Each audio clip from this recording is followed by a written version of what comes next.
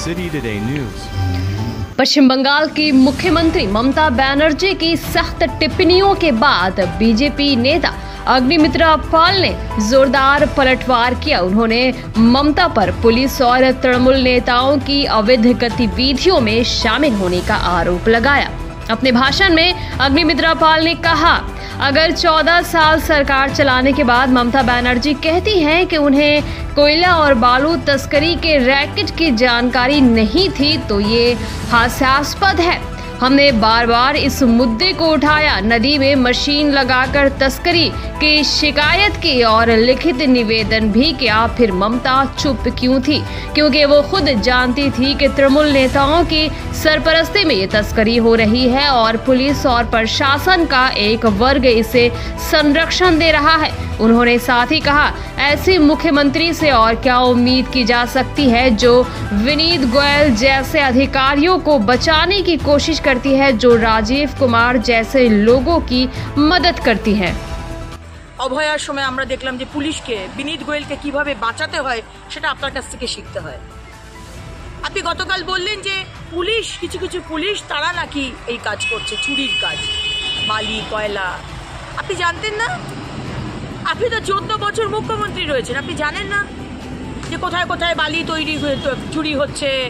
দামোদর অজয় নদীতে পুরো মেশিন বসিয়ে দিয়েছে নদীর মধ্যে, টনকে টন চুরি হচ্ছে, প্রত্যেক ট্রাক থেকে ফিক্স করা আছে। তো আপনি জানেন না থানাতে মাসের শেষে খাম পৌঁছে যায়। अग्निमित्रा पाल ने दावा किया कि दामोदर और अजय नदियों के किनारे मशीनें लगाकर अवैध बालू निकाला जा रहा है, हर ट्रक से पैसा वसूला जा रहा है और महीने के अंत में ये पैसा पुलिस अधिकारियों को सौंप दिया जाता है। उन्होंने सवाल उठाया, ये सब कैसे चल रहा है? हमारे सीपी, हमारे कमिश्नर क्या कर रहे हैं? अग्निमित्रा पाल ने आरोप लगाया, कुछ तृणमूल नेताओं के लिए पुलिस ने तस्करों के साथ हाथ मिला लिया है, जनता का पैसा लूटा जा रहा है और ये तृणमूल नेताओं के उच्च स्तर तक पहुंच रहा है।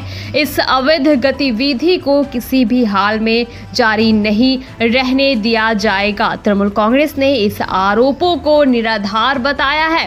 हालांकि विपक्ष का कहना है कि ममता बनर्जी की हाल की सख्त टिप्पणियां तृणमूल के अंदरूनी विवाद का नतीजा है। আজকে আসানসোল কমিশনারেটের সিপি সাহেব আজকে আমাদের বারাবণীর আইসিকে ওসিকে ট্রান্সফার করাচ্ছেন। তিনি তো দুর্নীতির সাথে যুক্তই হয়তো, আমি বলতে পারবো না, কিন্তু আপনি কি? আপনাকে তো সরানোর কথা প্রথম দিন থেকে আমি বলে এসেছি। আপনি যে এদেরকে সরাচ্ছেন, কিন্তু আপনি তো প্রথম দোষী। সিপি সাহেব, আসানসোলের কমিশনারেটের সিপি সাহেব, আপনি সব জানেন। আপনার নেতৃত্বে এইগুলো এই যে বালি পাথর চুরি, গাছ চুরি, এগুলো যে হচ্ছে সেটা আপনার নেতৃত্বে হচ্ছে, আপনি সব জানেন।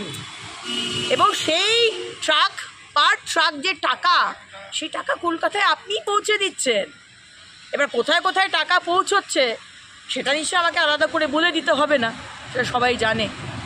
প্রথম দিন থেকে যে কথাটা বলে এসছি, মুখ্যমন্ত্রী আজকে আপনি নিজের ইমেজটাকে রক্ষা করার জন্য বলছেন।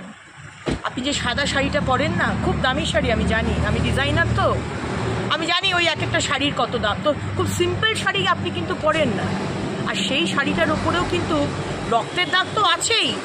দুর্নীতি, যাবতীয় যে দুর্নীতি, যাবতীয় যে পশ্চিমবঙ্গের মানুষকে আপনি ঠকিয়েছেন, তার সেই কালো কালো ছোপ ছোপ দাগ আপনার সারা শাড়িতে রয়েছে। তাই আজকে রাজীব কুমারকে আপনি যদি বলেন, রাজীব তুমি নয়, কিন্তু তোমার নিচের যারা তারা করছে, পুলিশরা, তারা নাকি চুরি করছে, কাকে বাঁচাবার চেষ্টা করছেন? একবার বিনীত গোয়েল, একবার রাজীব কুমার যে জামিনে রয়েছে। হ্যাঁ, আমরা সেই দিনটার কথা ভুলিনি, লাল ডায়েরি, নীল ডায়েরি, আপনি রাস্তায় বসে পড়েছিলেন রাজীব কুমারকে বাঁচাবার জন্য। হ্যাঁ, লক্ষ লক্ষ মানুষের টাকা যে কোম্পানি চুরি করেছে, যার সাথে এনার নাম এসেছে, আজকে তাকে আপনি বলছেন না তুমি করনি, খাকে বাঁচাবার চেষ্টা করছেন। সুতরাং এখন ইমেজ মেকওভার করে কিছু হবে না। 14 বছর বাংলার মানুষ দেখেছে তো আপনি কি করেছেন।